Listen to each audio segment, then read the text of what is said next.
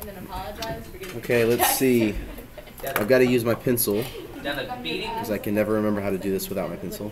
How do you accidentally? Because you write so much down. Devin, beating your Let's see. Could it be autosomal recessive? Right away, I know it's going to be a no autosomal recessive. I'm not even writing anything down because, simply put, if this was little t, then this would have to be little t. So both mom and dad would have to be homozygous recessive. Yes, everyone would have to be, and they're not. So that eliminates that.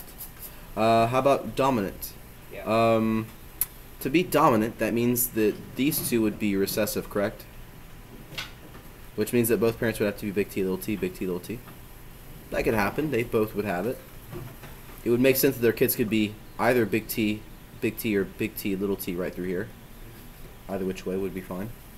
So I would say that that's possible, but only if both parents were big T, little t, big T, little t. If both were heterozygotes, could this happen? Cool?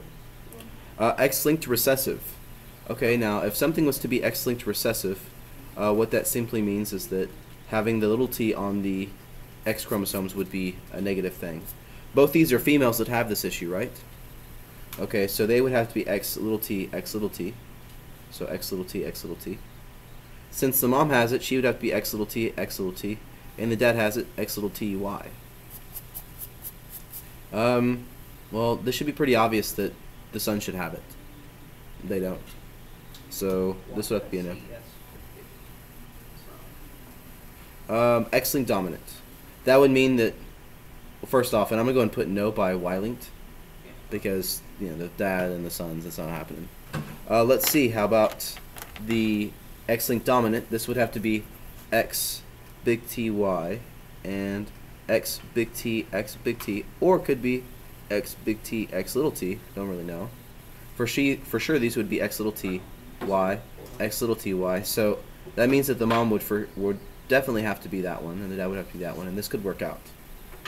So the mom would have to be, that's a yes there, X big T, X little t, and the dad would have to be X big T, Y. Perfect. Is that what we got? Go Mustangs.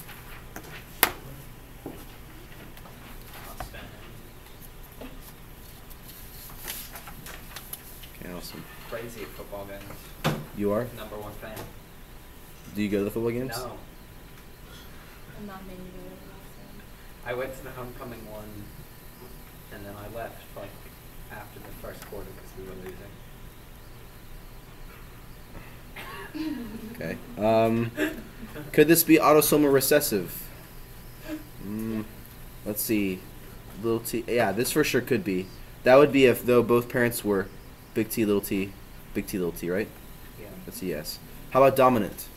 No, that would be impossible because, yeah, both parents here would have to be little t. How about X-linked recessive? To be recessive, you would have to be X little t over here, and X little t, Y. Do you see both these parents with the X little t, X, or do you see? I'm sorry. Do you see this guy? Both parents would have to have X little t's, and the dad, of course, would have a Y. And I don't know what else. Well, actually, the mom would have to be X big T at that point. And see that this combo is not going to work out from a recessive X-linked situation. So that would have to be a no. Every time I thought I was wrong so far. So let me show you that one again. This child, if it's X-linked recessive. You're off the screen. Oh, I'm on the screen now. Would have to be X little t, X little t. Agreed? Well, if you think about that, that would mean that both parents have to be X little t's. Okay, well, the mom could be X big T. I could get that. But see, the dad would be X little t, Y. He would have to be shaded in. He's not. Right? If a daughter has an X-linked recessive disorder, the dad has to have it too. If you just think about the logic there. So this would have to be a no. How about the dominant form? The dominant would mean that if you have a big T, you're going to have a problem. So let's focus on this son over here. You have to be X big T, Y. Correct? Which means his mom would have to have X big T in her system. If it was dominant disorder, she'd already have it. She can't. Happy birthday. And Y-linked, of course, isn't it because the dad and the sons all don't share the same trait.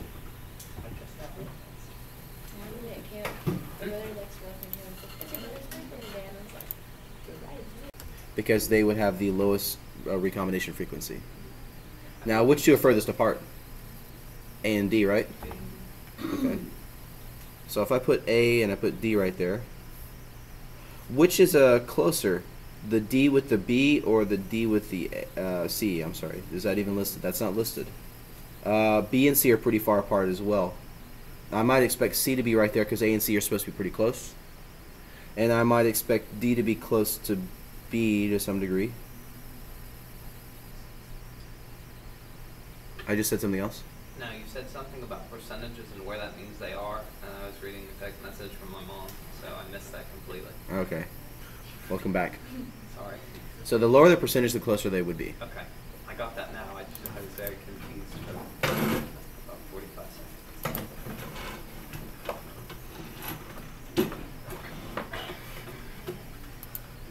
And so this is kind of a way of measuring like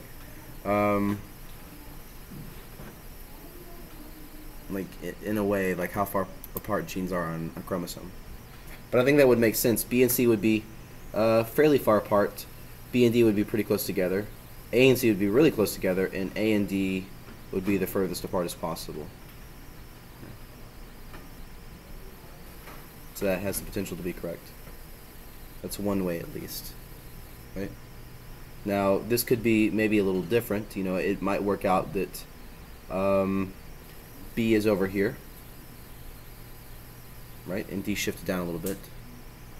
So it might be that it's supposed to be A, C, D, and B. Looks something like that on the chromosome. What is B and C supposed to be? B and C is supposed to be 24. A and D is supposed to be what? 30? A and C, 10. And then B and D, 16. That might make a little bit more sense. B and D, 16 right there. AC, 10. AB, not given. C and B, 24. A and D, 30. That might not make as much sense. So I might reverse the D and the B. I might go with that being more correct.